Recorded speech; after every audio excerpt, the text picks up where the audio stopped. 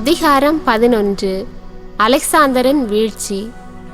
எகிப்து மன்னன் கடல் மணல் போல பெரும் படைகளையும் திரளான கப்பல் படையையும் ஒன்று கூட்டினான். அலெக்சாந்தரின் நாட்டை வஞ்சகமாய் கைப்பற்றி தனது அரசோடு இணைக்க முயன்றான். அமைதியை விரும்புபவன் போல சிரியாவுக்கு சென்றான். நகரங்களின் மக்கள் நகர வாயில்களை திறந்து அவனை வரவேற்றார்கள். தாலமி தன் மாமனாராய் இருந்ததால் அவனை வரவேற்கும்படி மன்னன் அலெக்சாந்தர் அவர்களுக்கு கட்டளையிட்டிருந்தான். நகரங்களில் தாலமி நுழைந்தபோது ஒவ்வொரு நகரிலும் காவற்படையை நிறுவினான். அவன் அசோத்தை நெருங்கிய போது தீக்கிரையாக்கப்பட்ட தாகோன் கோவிலையும் தரைமட்டமாக்கப்பட்ட அசோத்து நகரையும் அதன் புறநகர் பகுதிகளையும் சிதறி கிடந்த பிணங்களையும் போரில் யோனத்தான் தீயிட்டு கரியாக்கிய பிணங்களையும் மக்கள் அவனுக்கு காட்டினார்கள். ஏனென்றால் அவன் சென்ற வழியில்தான் அவை குவிக்கப்பட்டிருந்தன. யோனத்தான் மீது பழி சுமத்தும் பொருட்டு அவர் செய்திருந்ததை மக்கள் மன்னனுக்கு எடுத்துரைத்தார்கள். ஆனால் மன்னன் பேசாதிருந்தான். மன்னனை யோப்பாவில் அரச மரியாதையுடன் யோனத்தான் சந்தித்தார். அவர்கள் ஒருவரை வாழ்த்தி கொண்டார்கள். அன்று இரவு அங்கு தங்கினார்கள். மன்னனோடு புறப்பட்டு எலூத்தர் 6 வரை யோனத்தான் சென்றார். பிறகு எருசலேம் திரும்பினார். தாலமி மன்னன் செலூக்கியா வரை இருந்த கடலோர நகரங்களை அடிமைப்படுத்தினான். அலெக்சாந்தருக்கு எதிராக சூழ்ச்சிகள் செய்து வந்தான். தெமேத்திரியு மன்னனிடம் தூதர்களை அனுப்பி, வாரும், நமக்குள் உடன்படிக்கை செய்து கொள்வோம். அலெக்சாந்தரோடு வாழும் என் மகளை உமக்கு கொடுப்பேன். நீரும் மூதாதையருடைய அரசன் மீது ஆட்சி செலுத்துவீர். அலெக்சாந்தருக்கு என் மகளை கொடுத்ததன் பொருட்டு வருந்துகிறேன். ஏனெனில் என்னை அவன் கொல்ல வழி தேடினான் என்று கூறினான். அலெக்சாந்தரின் நாட்டை கைப்பற்ற தாலமி விரும்பியமையால் இவ்வாறு அவன் மீது பழி சுமத்தினான். எனவே தன் மகளை அவனிடமிருந்து பிரித்து தெமேத்திரிவுக்கு கொடுத்தான். அலெக்சாந்தரோடு கொண்டிருந்த நட்பை முறித்து கொண்டான். அவர்களின் பகை வெளிப்படையாயிற்று. பிறகு தாலமி அந்தியோக்கியா நகருக்கு சென்று ஆசியாவின் மணிமுடியை சூடிக்கொண்டான். இவ்வாறு எகிப்து, ஆசியா ஆகிய நாடுகளின் 2 மணிமுடிகளையும் தன் தலையில் அணிந்து கொண்டான். அப்பொழுது மன்னன் அலெக்சாந்தர் சிலிசியாவில் இருந்தான். ஏனென்றால் அப்பகுதி மக்கள் கிளர்ச்சியில் ஈடுபட்டிருந்தார்கள். அலெக்சாந்தர் இதை கேள்விப்பட்டு தாலமியை எதிர்த்து போரிட சென்றான். தாலமியும் அணிவகுத்து சென்று வலிமை வாய்ந்த படையோடு அவனை எதிர்த்து விரட்டி அடித்தான். புகலிடம் தேடி அலெக்சாந்தர் அராபியாவுக்கு ஓடினான். தாலமி மன்னனின் புகழ் உயர்ந்தோங்கியது. சப்தியேல் என்ற அராபியன் அலெக்சாந்தருடைய தலையை கொய்து தாலமிக்கு அனுப்பி வைத்தான். 3 நாட்களுக்கு பிறகு தாலமி மன்னனும் இறந்தான். கோட்டைக்குள் இருந்த அவனுடைய வீரர்கள் கோட்டை வாழ் மக்களால் கொல்லப்பட்டார்கள். எனவே 167ஆம் ஆண்டு தெமேத்திரியு அரியணை ஏறினான். யோனத்தானும் 2ஆம் தெமேத்திரியுவும். அக்காலத்தில் யோனத்தான் எருசலேமில் இருந்த கோட்டையை தாக்குவதற்கு யூதேயாவில் இருந்தவர்களை திரட்டினார். அதற்கு எதிராக பயன்படுத்த படைப்பொறிகளையும் பெருமளவில் செய்தார். நெறிகெட்டவர்களும் தங்கள் இனத்தாரையே பகைத்தவர்களுமான சில மனிதர்கள் தெமேத்திரியு மன்னனிடம் சென்று கோட்டையை யோனத்தான் முற்றுகையிட்டிருப்பதாக அறிவித்தார்கள். அவன் இதை கேட்டு சினங்கொண்டான். உடனே புறப்பட்டு தாலமாய் நகருக்கு சென்றான். யோனத்தான் கோட்டையை தொடர்ந்து முற்றுகையிடுவதை விடுத்து விரைவில் தாலமாய்க்கு வந்து தன்னை சந்தித்து பேசும்படி அவருக்கு எழுதினான். இதை அறிந்த யோனத்தான் கோட்டையை தொடர்ந்து முற்றுகையிடுமாறு கட்டளையிட்டார். இஸ்ரவேலின் மூப்பர்கள் சிலரையும் குருக்கள் சிலரையும் தேர்ந்து கொண்டார். தம் உயிரையே பணயம் வைத்து பொன், வெள்ளி, ஆடைகள் இன்னும் பல அன்பளிப்புகளை எடுத்துக்கொண்டு தாலமாயில் இருந்த தெமேத்திரியு மன்னனிடம் சென்றார். அவனது நல்லெண்ணத்தை பெற்றார். அவருடைய இனத்தாருள் நெறிகெட்டவர்கள் சிலர் அவர் மீது குற்றம் சாட்டிய வண்ணம் இருந்தனர். எனினும் மன்னன் தனக்கு முன்னிருந்தவர்கள் செய்த வண்ணம் யோனத்தானுக்கு செய்து தன் நண்பர்கள் அனைவர் முன்பாகவும் அவரை மேன்மைப்படுத்தினான். தலைமை குறிப்பீடத்தையும் முன்பு அவர் பெற்றிருந்த மற்ற பெருமைகளையும் அவருக்கு உறுதிப்படுத்தி அவரை தன் முக்கிய நண்பர்களுள் ஒருவராக கொண்டான். யூதேயாவையும் சமாரியாவின் 3 மாநிலங்களையும் வரி செலுத்துவதனின்று விலக்கும்படி மன்னனை யோனத்தான் கேட்டுக்கொண்டார். அதற்கு பதிலாக 12 டன் வெள்ளி கொடுப்பதாக உறுதியளித்தார்.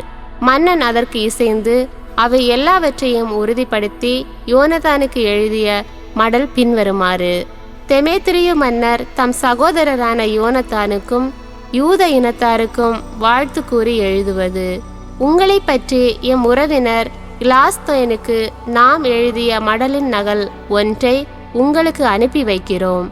இதனால் அதில் உள்ளதை நீங்களும் அறிந்து கொள்ளலாம். தெமேத்திரியு மன்னர் தம் தந்தை இலாஸ்தேனுக்கு வாழ்த்து கூறி எழுதுவது: எம் நண்பர்களும் எம்பால் தாங்கள் கொண்டுள்ள கடமைகளை நிறைவேற்றுகிறவர்களுமான யூத இனத்தார் எம்மட்டில் நல்லெண்ணம் கொண்டுள்ளதால் அவர்களுக்கு நன்மை செய்ய நாம் முடிவு செய்துள்ளோம். ஆதலால் யூதேய நாடும் சமாரியாவினின்று பிரித்து யூதேயாவில் இணைத்த அபைரமா, லித்தா, ரதாமின் ஆகிய 3 மாவட்டங்களும் அவற்றை சேர்ந்த அனைத்தும் அவர்களுக்கு சொந்தமென உறுதிப்படுத்துகிறோம். முன்பு மன்னர் ஆண்டுதோறும் தண்டி வந்த வரிகளிலிருந்து, அதாவது நிலத்தின் விளைச்சல், மரங்களின் கனிகள் ஆகியவற்றுக்கான வரிகளிலிருந்து எருசலேமில் பலியிடுவோருக்கு விலக்கு வழங்குகிறோம். எமக்கு சேர வேண்டிய 10 பங்கு, உப்பு வரி, அரசருக்குரிய சிறப்பு வரி, மற்ற வரிகள் ஆகிய அனைத்திலுமிருந்தும் இது முதல் விலக்கு வழங்குகிறோம். வழங்கப்பட்ட வரி சலுகைகளில் ஒன்று கூட இன்று முதல் என்றும் திரும்ப பெற மாட்டாது. ஆகவே இப்போது இந்த மடலின் நகல் ஒன்றை எடுத்து யோனத்தானுக்கு கொடுத்து திருமலையில் அனைவரும் காணக்கூடிய இடத்தில் அதை வைக்க செய்யும். யோனத்தான் தெமேத்திரியுவுக்கு உதவுதல். தன் ஆட்சியில் நாடு அமைதியாக இருப்பதையும் எவரும் தன்னை எதிர்க்காதிருப்பதையும் தெமேத்திரியு மன்னன் கண்டு பிறவினத்தாரின் தீவுகளிலிருந்து தான் திரட்டியிருந்த அந்நிய படைகளை தவிர தன் படை வீரர் அனைவரையும் அவரவர் இடத்துக்கு அனுப்பினான். இவ்வாறு செய்ததால் அவனுக்கு முன்னிருந்தவர்களுடைய படைகள் யாவும் அவனை பகைத்தன. முன்னர் அலெக்சாந்தரின் ஆதரவாளர்களுள் ஒருவனாயிருந்த திரிபோ படைகள் அனைத்தும் தெமேத்திரியு மீது முறையிடுவதை கண்டான். எனவே அவன் அலெக்சாந்தரின் இளைய மகனாகிய அந்தியோக்குவை வளர்த்து வந்த அராபியனான இமால்குவிடம் சென்றான். அந்தியோக்கு தன் தந்தைக்கு பதிலாய் ஆட்சி செய்வதற்கு அவனை தன்னிடம் ஒப்படைக்கும்படி இமால்குவை திரிபோ வருந்தி கேட்டுக்கொண்டான். தெமேத்திரியு செய்த யாவற்றையும் படைகள் அவன் மீது கொண்டிருந்த வெறுப்பையும் எடுத்து கூறினான். பல நாள் அவ்விடத்தில் தங்கியிருந்தான். எருசலேம் கோட்டையிலும் மற்ற அரண் காப்புகளிலும் இருந்த வீரர்கள் இஸ்ரேலுக்கு எதிராய் போர் புரிந்த வண்ணம் இருந்ததால் அவர்களை திரும்ப அழைத்து கொள்ளும்படி தெமேத்திரியு மன்னனை கேட்டுக்கொள்ள யோனத்தான் ஆள் அனுப்பினார். தெமேத்திரியு யோனத்தானுக்கு அனுப்பி வைத்த செய்தி பின்வருமாறு: உமக்கும் இனத்தாருக்கும் நான் செய்ய போவது இது மட்டுமன்று. வாய்ப்பு கிடைக்கும் போது உம்மையும் இனத்தாரையும் மிகவும் பெருமைப்படுத்துவேன். இப்போது என் படைகள் யாவும் கிளர்ச்சி செய்து வருவதால் எனக்காக போரிட ஆட்களை அனுப்புமாறு உம்மை வேண்டிக் கொள்கிறேன். ஆகவே யோனத்தான் வலிமை வாய்ந்த படை வீரர்கள் 3000 பேரை அந்தியோக்கியா நகருக்கு அனுப்பினார். அவர்கள் மன்னனிடம் சேர்ந்ததும் அவர்களின் வரவால் அவன் மகிழ்ச்சி கொண்டான். ஏனெனில் நகர மக்களுள் 1,20,000 பேர் நகரின் நடுவில் ஒன்று கூடி மன்னனை கொலை செய்ய திட்டமிட்டிருந்தனர். ஆனால் மன்னன் அரண்மனைக்குள் ஓடி ஒளிந்து கொண்டான். நகரில் இருந்தவர்கள் முக்கிய தெருக்களை கைப்பற்றி போரிடத் தொடங்கினார்கள். ஆகவே மன்னன் யூதர்களை தன் உதவிக்கு அழைத்தான். உடனே அவர்கள் அனைவரும் அணிதிரண்டு அவனிடம் சென்றார்கள். பிறகு நகரெங்கும் பிரிந்து சென்று அன்று ஏறத்தாழ 1,00,000 பேரை கொண்டார்கள். நகரை தீக்கிரையாக்கி அன்று ஏராளமான கொள்ளை பொருள்களை எடுத்துக்கொண்டார்கள். இவ்வாறு மன்னனை காப்பாற்றினார்கள்.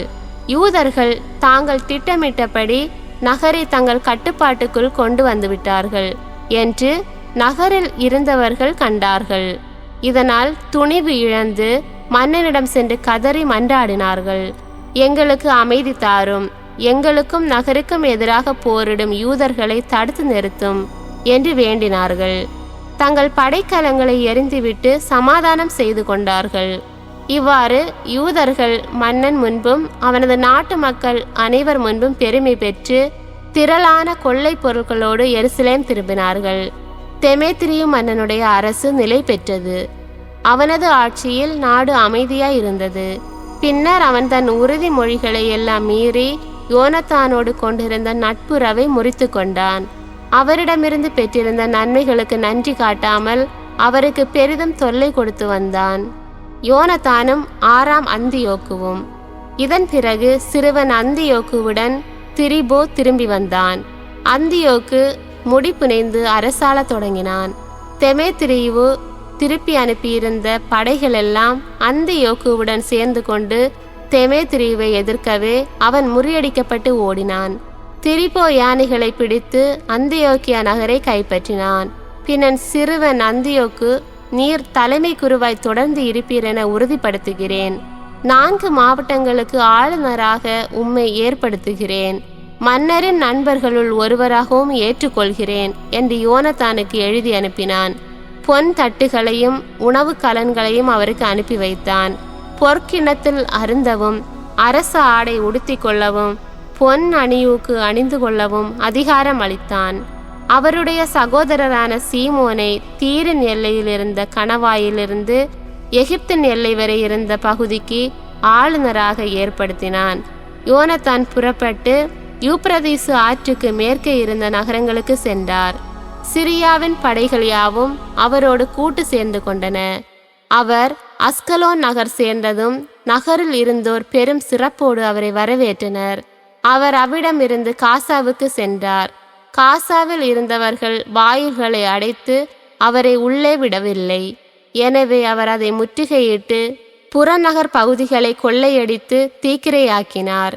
காசா நகரத்தார் யோனத்தானை வேண்டிக் கொள்ளவே அவரும் அவர்களோடு சமாதானம் செய்து அவர்களுடைய தலைவர்களின் மைந்தர்களை பிணை கைதிகளாக எருசலேமுக்கு அனுப்பினார். நாட்டு பகுதி வழியாக சென்று தமஸ்கு நகரை அடைந்தார். தெமேத்திரியுவின் படைத்தலைவர்கள் தம்மை பதவியிலிருந்து நீக்க திட்டமிட்டு கலிலியாவின் காதேசு நகருக்கு பெரும்படையோடு வந்திருப்பதாக யோனத்தான் கேள்வியுற்றார். ஆகையால் அவர்களை எதிர்த்து சென்றார். தம் உடன்பிறப்பான சீமோனை நாட்டிலேயே விட்டு சென்றார். சீமோன் பெத்சூரை முற்றுகையிட்டு பல நாள் அதை எதிர்த்து போரிட்டார். நகரை சூழ்ந்து வளைத்து கொண்டார். அவர்கள் தங்களோடு சமாதானம் செய்து கொள்ளும்படி அவரை கேட்டுக்கொண்டார்கள். அதற்கு அவரும் இசைந்தார். அவர்களை அவ்விடத்திலிருந்து அகற்றி நகரையும் பிடித்து அங்கு ஒரு காவற்படையை நிறுவினார். இதற்கிடையில் யோனத்தான் தம் படைகளோடு கெனசரேத்து ஏரி அருகே பாசறை அமைத்திருந்தார். பொழுது விடியுமுன் அவர்கள் அசோர் சமவெளிக்கு புறப்பட்டு சென்றார்கள். அயல் நாட்டு படையினர் சமவெளியில் அவரை எதிர்கொண்டு நேருக்கு நேர் தாக்கினார்கள். அவரை தாக்குவதற்காக பதுங்கி பாயும் படை ஒன்றை மலைகளில் விட்டு வைத்திருந்தார்கள். பதுங்கி இருந்தவர்கள் தங்கள் இடங்களிலிருந்து எழுந்து வந்து போரில் கலந்து கொண்டார்கள். யோனத்தானுடன் இருந்தவர்கள் எல்லாரும் ஓடிப்போனார்கள். அப்சலோவின் மகன் மத்தத்தியா, கால்பியின் மகன் யூதா ஆகிய படைத்தலைவர்களை தவிர வேறு ஒருவரும் அங்கு இல்லை. யோனத்தான் தம் ஆடைகளை கிழித்து கொண்டு மண்ணை தம் தலைமேல் தூவிக்கொண்டு இறைவனை வேண்டினார். பிறகு அவர் போரிட திரும்பி சென்று எதிரிகளை முறியடித்ததும் அவர்கள் தப்பி ஓடினார்கள். யோனத்தானிடமிருந்து ஓடினவர்கள் இதை கண்டு திரும்பி வந்து அவரோடு சேர்ந்து கொண்டார்கள். காதேசில் இருந்த எதிரிகளின் பாசறை வரை அவர்களை துரத்தி சென்று அவ்விடம் பாசறை அமைத்தார்கள். அன்று அயல்நாட்டு வீரர்களுள் 3000 பேர் மடிந்தனர். பிறகு யோனத்தான் எருசலேம் திரும்பினார்.